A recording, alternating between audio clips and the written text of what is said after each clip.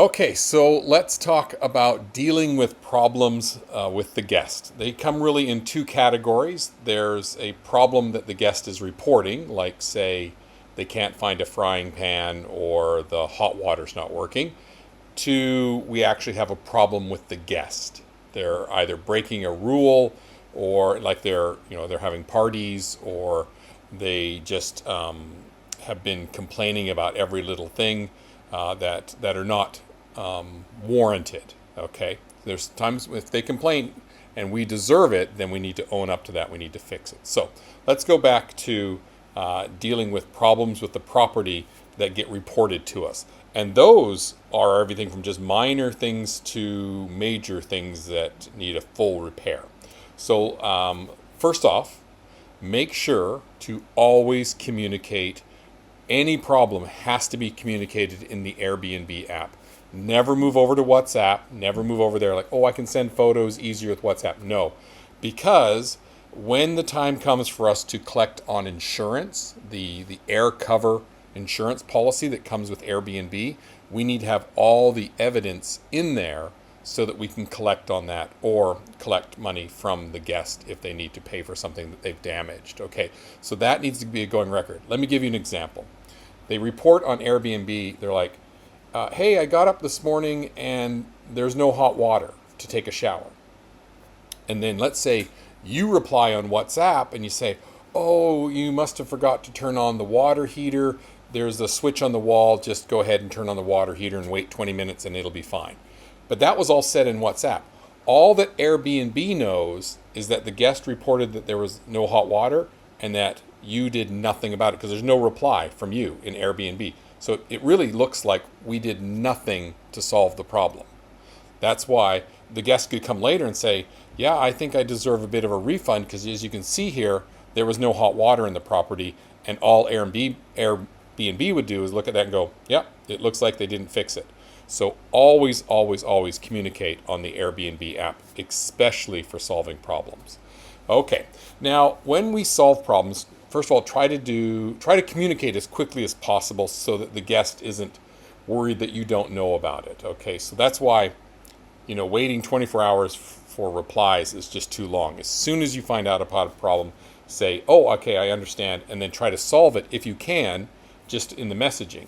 Some problems require you to go to the property and solve. So let's say somehow that there was no toilet paper in the property.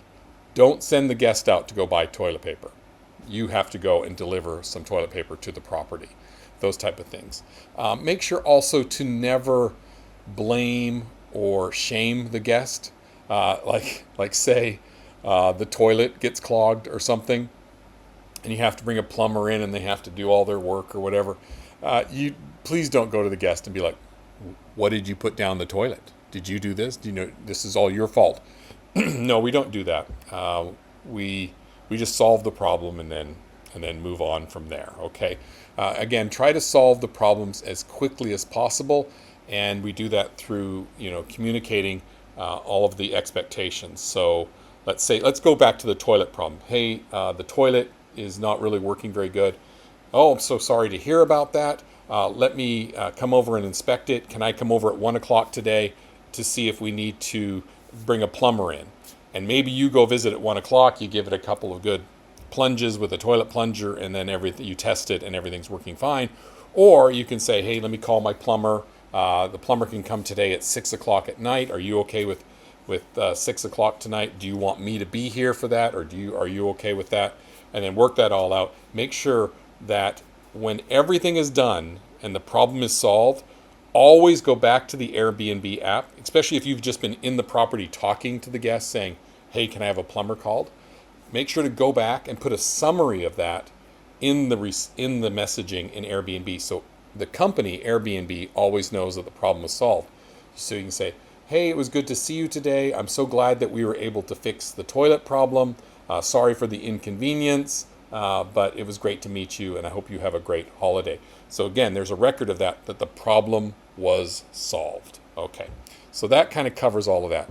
Now let's talk about dealing with a problem guest, someone who breaks the rules. They smoke in the property, or like they have a party, or they damage something in the property.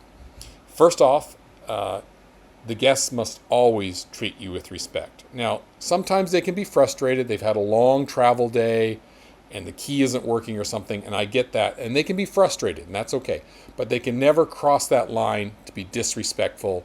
They can never yell at you. They can never call you names, anything. That happens, you report it to me. We'll report it to Airbnb, and we'll get those people taken out of there, and they can go find a new place to stay. Okay, so that's never okay.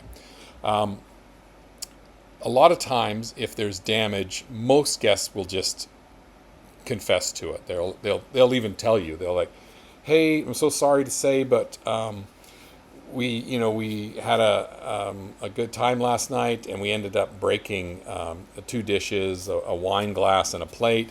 So sorry about that. We were just whatever." And if they do that, and it's something simple and low cost, just say, "Hey, thanks for reporting it to us. Don't worry about it. We'll replace those later after you leave. Or do you need me to replace them now or something?" So if it's something not very much money, then it's okay. But once I had in one of my properties a person send me a message or co-host a message saying, "Hey, I was taking the nail polish off my nails, and I put the thing on the table, and it took off the varnish of the table, like in a little circle where the nail polish remover was. That varnish is gone. It's just like bare wood. It stripped it right off of there." So I'm like, okay, send me a photo. And then it was determined that we'd have to sand down the table and refinish it. And that was going to cost, I think, $60 or something. And then there's a way inside the Airbnb app that I can request the guest to send money to me to fix that problem. And they did. They just like, "Yep, we're so sorry we did that, and we'll do this." If it's something after the fact, let's say if that guest would have left and suddenly the housekeeper is reporting like, "Hey, there's a spot on the dining room table that looks like somebody did wrong," I can go back later and I can ask the guest, did this happen? And if they deny it, then I might push it, or I might choose to just go fix it. It all depends on kind of the guest and how long they've stayed. Again, if a guest has stayed for 6 weeks and they've paid us, hundreds of dollars, then that's different than a guest who's only stayed 2 nights and only paid us like $150, and it might be a different solution to that problem. Okay, but just to kind of summarize, make sure to always communicate in Airbnb app. Always communicate quickly. Give them a timeline of like how the problem is going to be solved, and then solve it as quick as possible, and then also summarize that it's solved and it was good to meet them or whatever in the Airbnb app, so there's a record of that. Never put up with any bad treatment from our guests. We can take care of that. And if a guest is breaking a problem or whatever, breaking a rule, we ask them to fix that and remedy that. Something like smoking, we're going to charge them a cleaning fee to come in and to get the smell out of the property. But that's how we deal with problems with our guests or in the property.